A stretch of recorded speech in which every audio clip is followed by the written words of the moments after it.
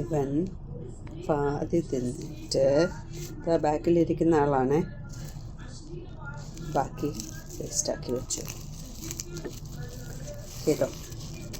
ഇവൻ്റെ ഒരു ഫേവറേറ്റ് സാധനമാണിത്, എനിക്കും ഇഷ്ടമാണിത്.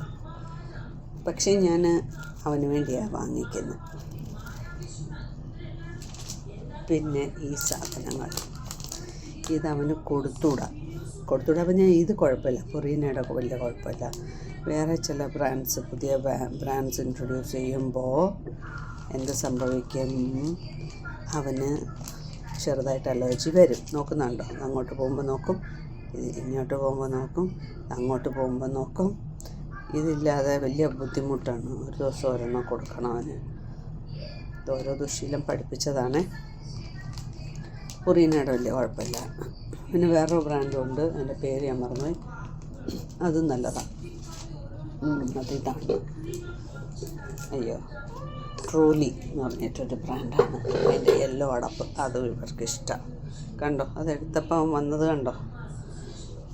ഞാനവന് കൊടുക്കുന്നില്ല, ഇപ്പോൾ ഒരെണ്ണം കഴിച്ചതേ ഉള്ളൂ. ഇതാണ്ട, ഇപ്പം കഴിച്ചിട്ടിരിക്കുക.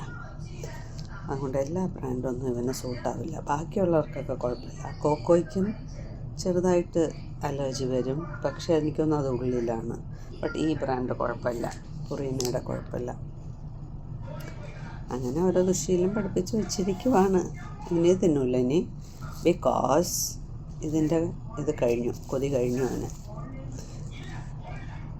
നോക്ക്, അതിൻ്റെ കവർ എടുത്ത് വെച്ച് തിന്നുക. എന്ത് ചെയ്യണം അവന്?